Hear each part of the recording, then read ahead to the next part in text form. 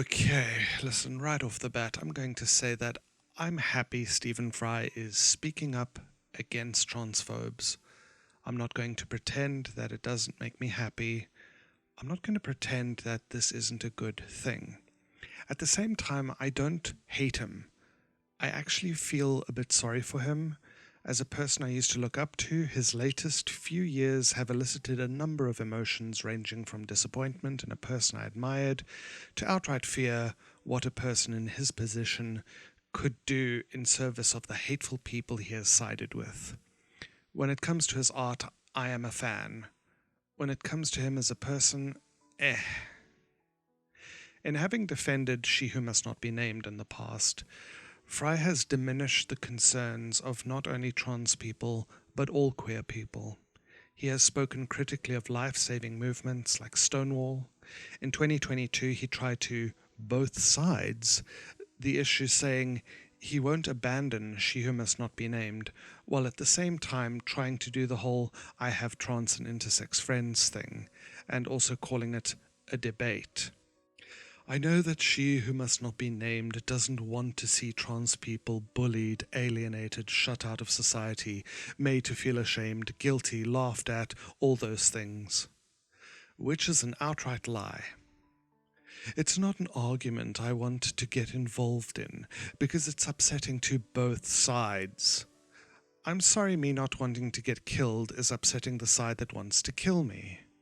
I would wish them both to retreat and to consider that it is possible for trans people to live full, accepted lives according to their terms in society and for women to have all the rights and dignitaries that they demand. But it isn't possible if each side looks on the other as an enemy. I don't look on transphobes as my enemy. They have declared themselves as my enemy. I'm merely reacting in self-defense. In another note, She Who Must Not Be Named has been instrumental in women's rights and abortion rights being attacked in the US and the UK. In this interview, Fry pretends that this was all some sort of sports game, where everyone was just having a disagreement, and this bigotry and hatred and violence doesn't have life-threatening consequences. Additionally, trans people have lost their lives over this. Bigots and their victims are not engaged in the same thing, the same way a person screaming death threats at their victim and their victim screaming for help are not engaged in the same thing. Only last year, exactly 6 months ago, he said that he no longer supported Stonewall, saying that he can no longer support this current wave of policies, which is a foghorn of a dog whistle. He further went on to call Stonewall shameful and sad, and stuck in a terrible, terrible quagmire. So I don't trust him, I'm sorry, but he's a very rich, cisgender white man living in the imperial core, reaping the riches of a successful career that includes cross-dressing, but then he throws trans people and all LGBTQIA people under the bus because his paycheck gets threatened? Here's my problem. For a coward like him, what's to say he won't turn tail if his transphobic friends, he's sworn to never abandon, give him a way back? Again, make no mistake, I'm very happy that he's criticizing She Who Must Not Be Named.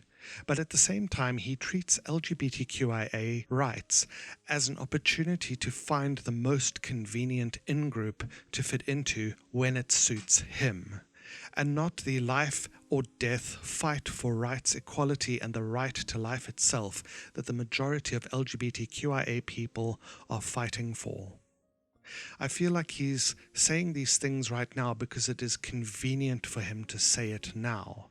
I feel like he is saying these things now not out of an actual moral conviction or support for LGBTQIA people.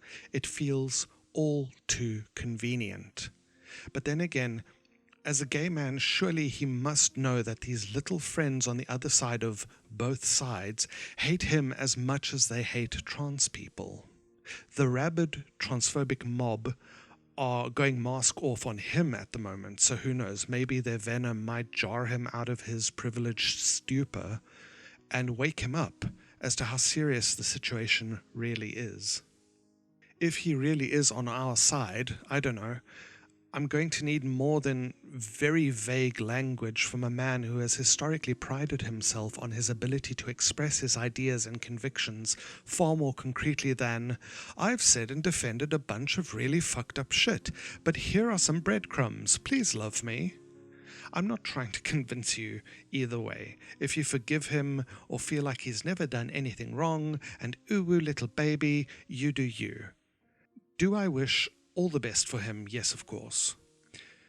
Do I hope he makes his way home? Yes, of course. But as for now...